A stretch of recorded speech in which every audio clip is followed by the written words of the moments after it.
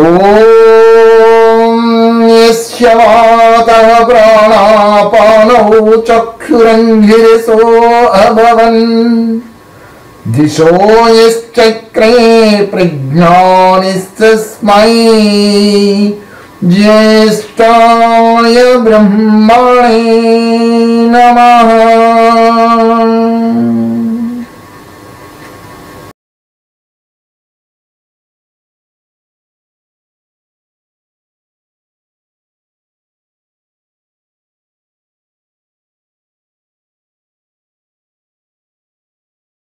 ఓం గర్భిణులలో ప్రచ్ఛన్న రూపంలో గర్భం స్థిరమైనట్లు పరమాత్మ సకల పదార్థములలో ప్రచ్ఛన్న రూపములో విద్యామానుడై ఉన్నాడు.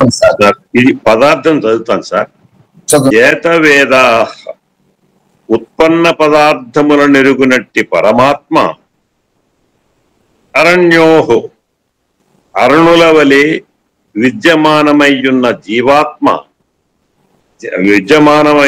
జీవాత్మ ప్రకృతి, జీవాత్మ శరీరము, ద్యులోక పృథివీలోకములు మరియు బుద్ధి మనస్సులలో నిహిత స్థితమయ్యున్నవి. గర్భిణులకు స్త్రీల ద్వారా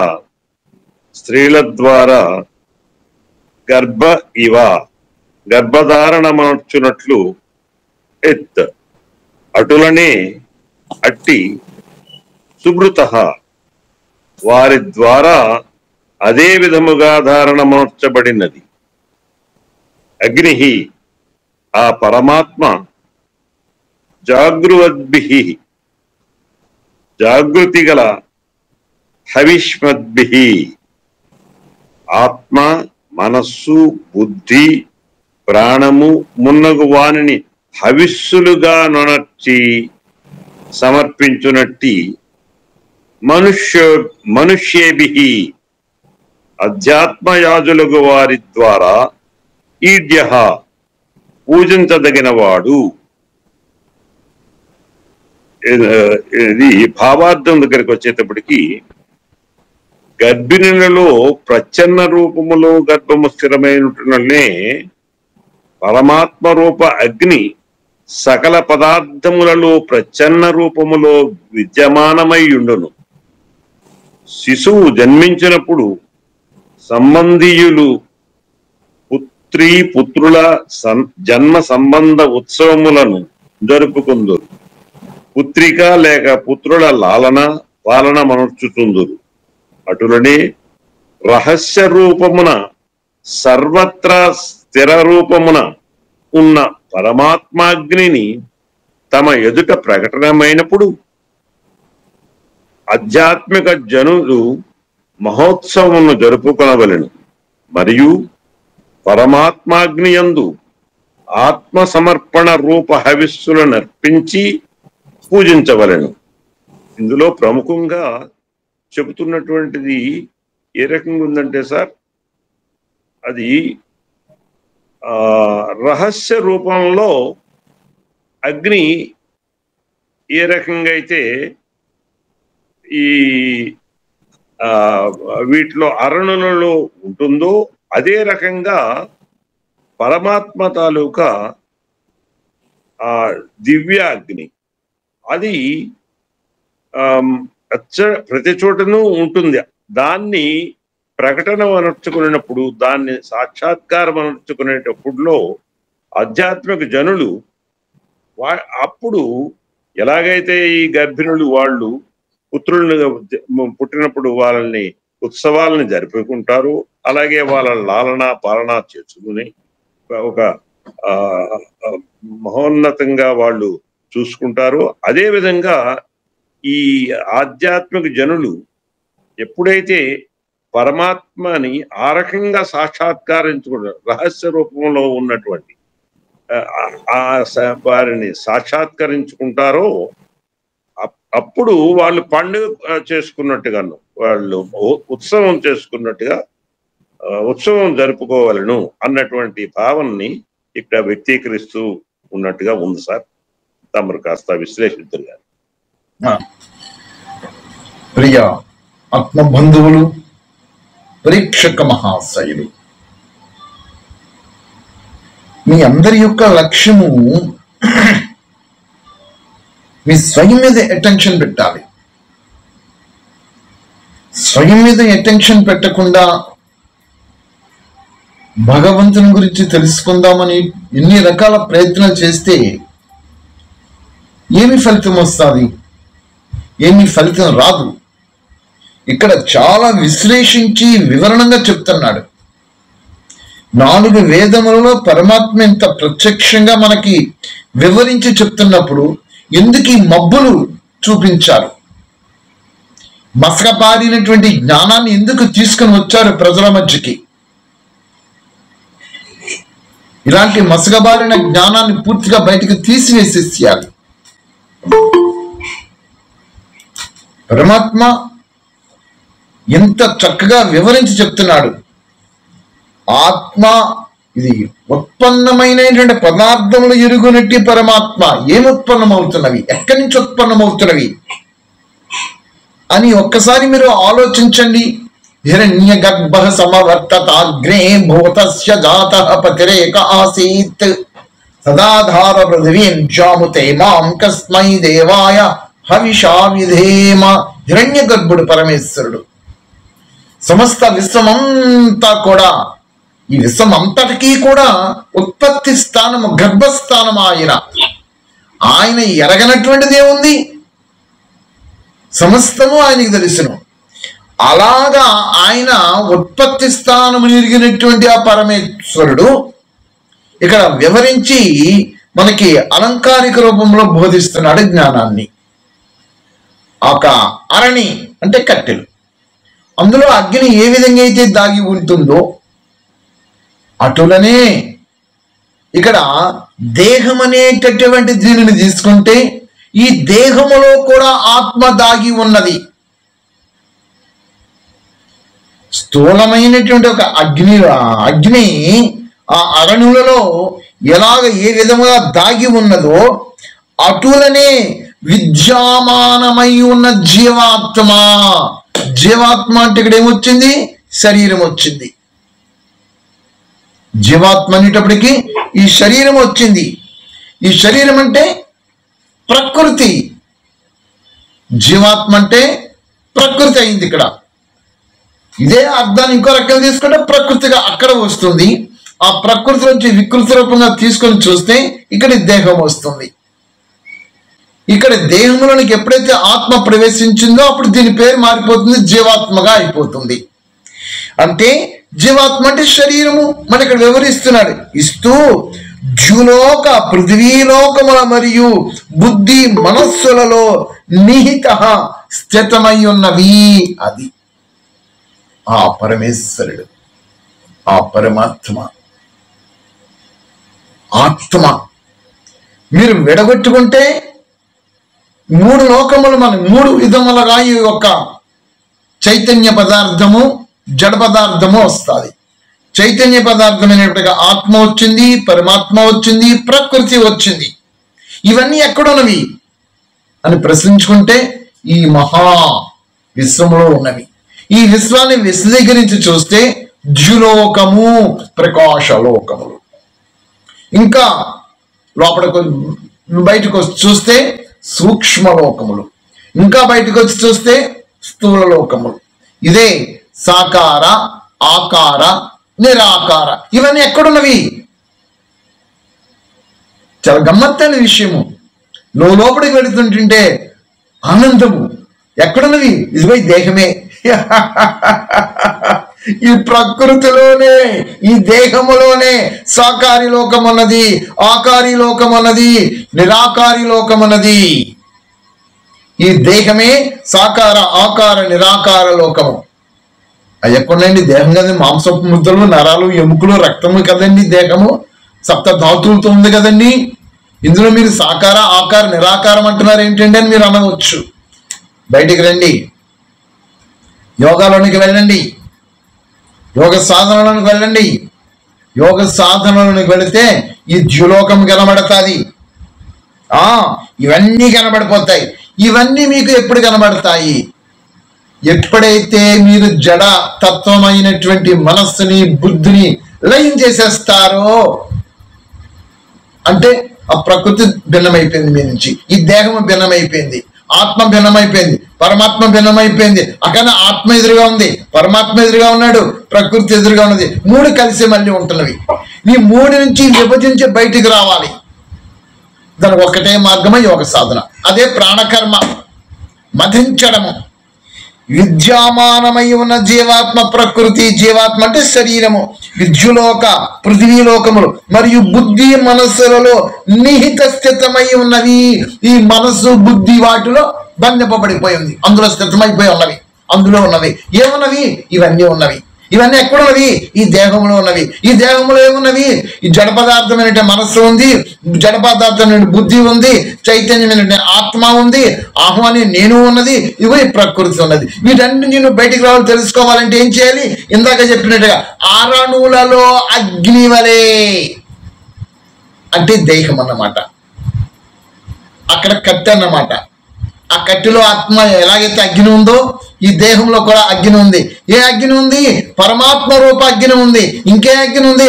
ఆత్మ కూడా ఇందులోనే ఉన్నది. ఈ రెండింటి మధ్యన రాపిడి జరగాలి. రాపిడి జరగాలంటే ఈ మనస్సుని బుద్ధిని లయం అవ్వాలి. మనస్సుని బుద్ధిని లయం అవ్వాలంటే ఏం చేయాలి? ప్రాణకర్మ జరగాలి. ఇక్కడ అదే నెక్స్ట్ చెప్తున్నాడు. ఇక్కడ ఏమని? గర్భిణీభి, గర్భిణులకు స్త్రీల ద్వారా గర్భధారణమనొచ్చినట్లు అటులనే అట్టి వారి ద్వారా అదే విధముగా ధారణమనొచ్చబడినది. ఇక్కడ స్త్రీమూర్తి తల్లి గర్భధారణ జరిగినప్పుడు ఆత్మ ప్రవేశిస్తుంది. ఆత్మ ప్రవేశించిన తర్వాత ఈ ప్రకృతి రూపము గర్భంలో తయారైపోతూ ఉంటుంది. ఈ గర్భంలో ఈ దేహం అనే ప్రకృతి రూపము తయారైపోతుంది. దీన్ని తయారు చేసిన వాడు ఎవడు అంటే లోపలికి వెళ్తే మళ్ళీ ఆయనే వస్తాడు అనుకోండి. తల్లి కానీ తయారు చేసుకునేటట్లయితే నా కొడుకునో నా కూతురునో లోపల తయారవుతుంది కదా. గొప్ప ఈ ప్రఖ్యాతమైనటువంటి మంచి సౌష్ఠంతో తయారు చేసుకోగలదు తల్లి. కానీ ఆ తల్లి చేతిలో లేదు. తయారు చేసేవాడు ఆయనే. ఆయన ఎలా తయారు చేస్తాడు? మళ్ళీ లోపలికి వెళ్తే వాడి జీవుడితో కర్మను బట్టి శరీరాలు తయారు చేస్తుంటుంటాడు ఆయన. అదనమాట గర్భిణీ రూపంలో ఎలాగైతే గర్భంలో ఆ యొక్క పిండం రూపంలో ఆ శరీరం తయారవుతుందో ఉంటుందో, ధారణ మనొచ్చబడుతుందో, ఆ పరమాత్మ జాగృతి గల ఆత్మ రావాలి. జాగృతి చైతన్యము ఆ యొక్క విధానములతో ఆత్మ మనస్సు బుద్ధి ప్రాణము మున్నగు వాణిని హవిస్సులనర్చి, మీకు ఇంతకుముందు మంత్రాలలో చెప్పాను. ఈ హృదయమును, ఈ హృదయ ఆకాశమును, ఈ హృదయముని వేదికగా చేసుకోవాలి. యజ్ఞ వేదికగా. మనకి రెండు యజ్ఞములు ఉన్నవి. ఒకటి భౌతిక యజ్ఞి అనగా స్థూలంగా శరీరంతో చేసే యజ్ఞం. అక్కడ స్థూలముగా జరిపేటటువంటి దేవయజ్ఞములో మీరు హవిస్సులుగా మీరు ఏమేమి వేస్తున్నారు? ఘృతం వేస్తున్నారు, సమిధులు వేస్తున్నారు, ఔషధులు వేస్తున్నారు. అబ్బో అద్భుతమైన కార్యక్రమం చేస్తున్నారు యజ్ఞ వేదికలో. అక్కడ ఆ యజ్ఞ వేదికలో మీరు చేసినటువంటి ఆ యజ్ఞములో ఏమైతే చేస్తున్నారో అది విశ్వ కళ్యాణం జరుగుతున్నది. ఈ హృదయాకాశములో ఈ హృదయమని మీ హృదయమననే వేదికగా చేసుకుంటే ఈ హృదయములో నివాసమై ఉన్నటువంటి ఆ దివ్య తేజస్ మంగళ స్వరూపుడు అఖిలాండ కోటి బ్రహ్మాండ నాయకుడు ఇక్కడ మీరు ఎప్పుడైతే హవిస్సుల రూపములో మీ ఆత్మను, మీ మనస్సును, మీ శరీరమును ఈ యజ్ఞములో ఆహుతి చేసేస్తే ఈ లోపల నుంచి ప్రజ్వలమవుతూ ప్రజ్వలమవుతూ ఆ ఆత్మరూప ఆ పరమాత్మ అగ్ని ప్రజ్వలితమవుతూ ఉంటుంది. ఇక్కడ అవిస్సుల రూపములో మనస్సుని బుద్ధిని ప్రాణమును మున్నగవాలని సమర్పణ చెయ్యాలి. ప్రాణమును మీరు సాధన తీసుకోవాలి. ప్రాణమును మీరు ఇక్కడ ఏం చేయాలి? ప్రాణమును మీరు సాధనగా చేసుకొని ప్రాణ సాధనతో మతనముతో అగ్ని జ్వాలను లోపల ప్రజ్వలింపజేస్తే ఆ ప్రజ్వలింపజేసేటటువంటి అగ్ని జ్వాలలో స్థూలమైనటువంటి అగ్ని జ్వాలలో ఏ విధంగా అయితే అవిశ్వల రూపంలో ఆ ఘృతాన్ని ఆ కట్టిని వేస్తున్నారో, అలాగనే ఇక్కడ ఈ హృదయ రూపము అగ్నిలో, ఈ వేదికలో మీరు మీ మనస్సుని, మీ బుద్ధిని, మీ ఆత్మని స్వాహా, ఇంకా స్వాహ అయిపోతే ఇంకా మీకు ఎక్కడి నుంచి వచ్చేయండి, నాకు ఇది కావాలి, అది కావాలి, ఇది కావాలి, ఈ బాహ్య ప్రపంచం మీద నుంచి అలా జరుగుతున్నదా? ఈ హృదయాగ్నిలో, ఈ హృదయ వేదికలో, యజ్ఞాగ్నిలో మీ మనస్సుని, మీ బుద్ధిని, మీ ప్రాణమును మున్నగును వానిని అవిస్తులను నర్చి సమర్పించునట్టి ఆధ్యాత్మ యాజకుల వారి ద్వారా పూజింపదగిన వాడు ఎవడు? జగత్పిత, అఖిలాండ కోటి బ్రహ్మాండ నాయకుడు ఆ పరమాత్మ.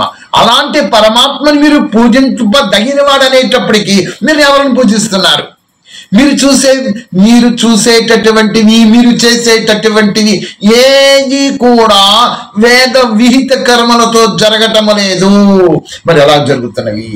పౌరాణికుల చేత, ఈ ఆధ్యాత్మిక సంస్థల చేత, ఈ ఫౌండర్స్ చేత రచన జరిగినటువంటి విధానములతో, దైవం పేరుతో మీ పూజా కార్యక్రమాలు జరుగుతున్నవి. భక్తి అనే పేరుతో. కానీ కాదు, అది వేదం యాక్సెప్ట్ చెయ్యదు. వేదం ఏమి యాక్సెప్ట్ చేసింది అని ప్రశ్నించుకుంటే, మీరు మీ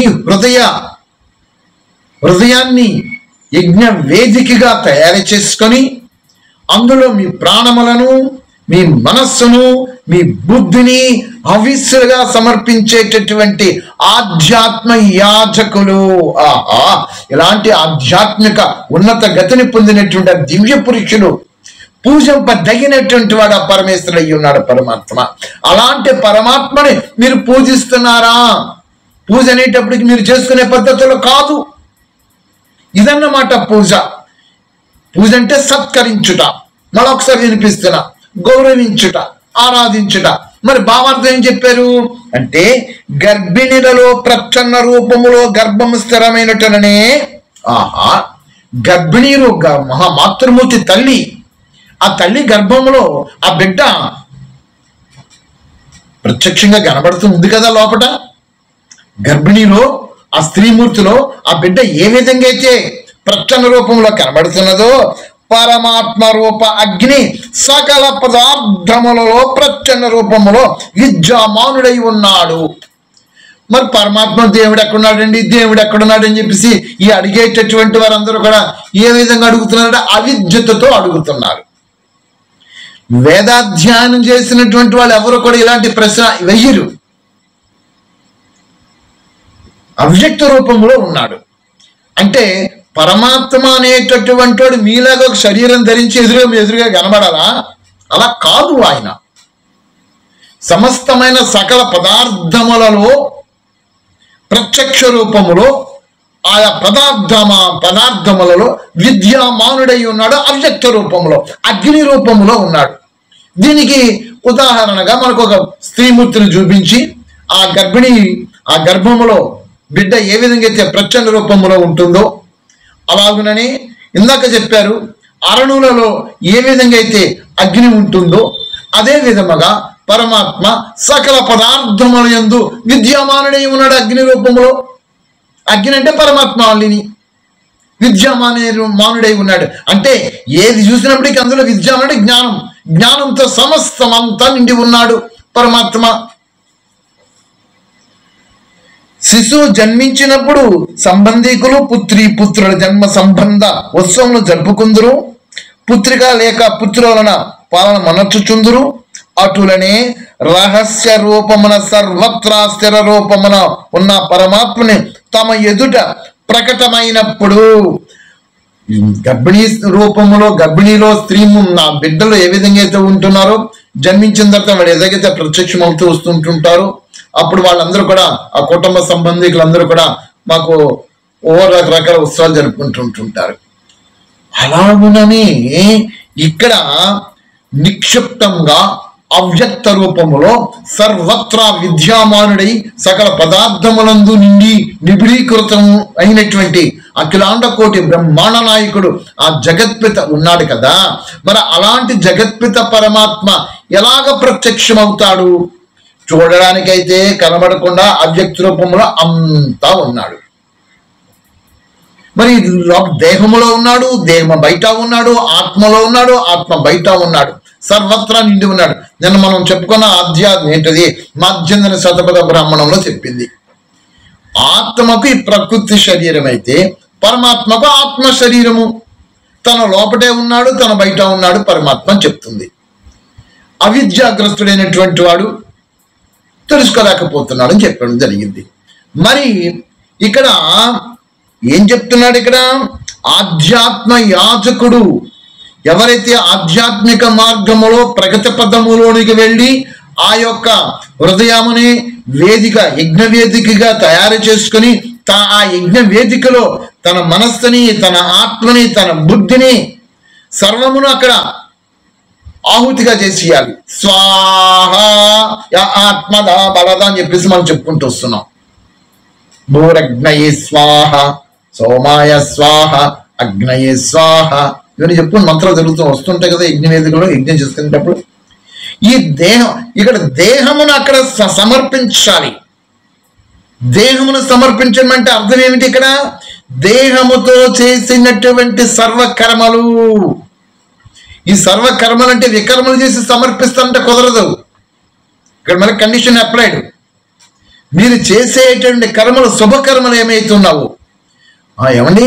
మరి శుభకర్మలు సమర్పించినప్పుడు అశుభకర్మలు కూడా సమర్పించవచ్చు కదా అని అతిథులను ప్రదర్శిస్తాం.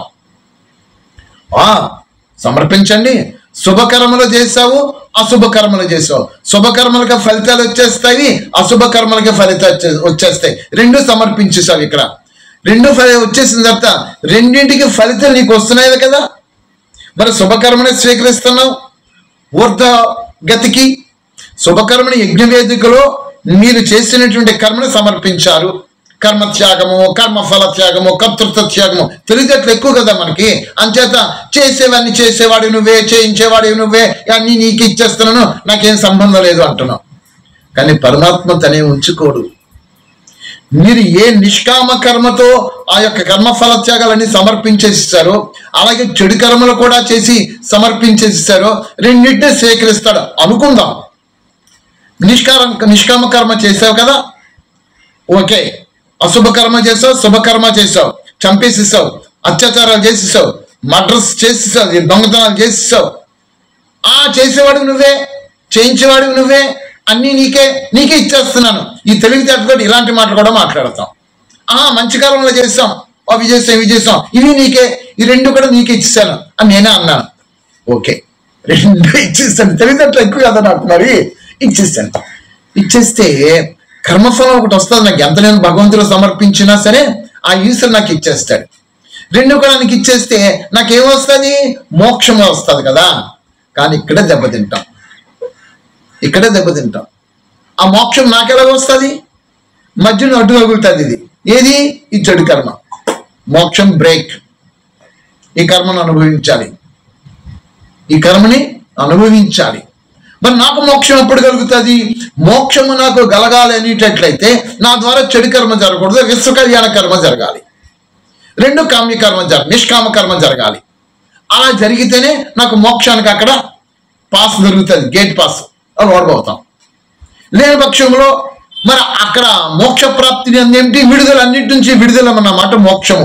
ఎక్కడ విడుదల? ముక్తావస్థకు వెళ్ళిపోవడం. నేను ఆ ముక్తావస్థకు వెళ్ళాలంటే ఇది ఒక్కటే అక్కడ గేట్ పాస్ ఉంటుంది. ఏమిటి? ఇదిగో ఇది శుభకర్మ, విశ్వ కళ్యాణ కర్మ, అన్నిటి నుంచి కోరికలు లేనటువంటి కర్మ. కానీ ఇక్కడ చేసిన కర్మలు అశుభ కర్మ జరిగింది, శుభకర్మ జరిగింది, రెండు నీకు అర్పించాను. ఎవడు అనుభవిస్తాడు? నేనే అనుభవిస్తాను. ఎలా అనుభవిస్తాను? ముక్తావస్థ అనుభవిస్తాను. ముక్తావస్థ అనుభవించాలంటే నాకు శరీరం లేకుండా ఉండాలి. ఈ శరీరం లేకుండా ఉండాలంటే ముక్తావస్థకి వెళ్ళిపోతాను. కానీ చేసిన చెడు కర్మ బాధించాను, వాళ్ళని మర్డర్ చేశాను, అత్యాచారాలు చేశాను, నా ద్వారా వాళ్ళు బాధపడ్డారు. విశ్వ కళ్యాణ కర్మ ద్వారా ఎవరు బాధపడలేదు కాబట్టి అక్కడ నాకు అడ్డు లేదు. అక్కడ అశుభకర్మ చేశాను కాబట్టి ఇక్కడ నాకు మళ్ళీ బ్రేక్స్ అడ్డు. వాళ్ళు బాధపడ్డారు కాబట్టి ఆ బాధలను బంధిస్తుంది. ఆ బంధనే నాకు మోక్షానికి వెళ్ళనకుండా బ్రేక్ తగిలి వెనక్కి తోసేస్తుంది. ఇప్పుడు చెప్పండి, మీరు పరమాత్మని ఏమి ఆశించి ఉపాసిస్తున్నారు అంటే ఒకటే ఆశించి విశ్వ కళ్యాణ కర్మతో నిష్కామ కర్మ జరుగుతూ ముక్తావస్థకు వెళ్ళాలి. ఇది నా ఆశ, ఇది నేను ఆశించాలి.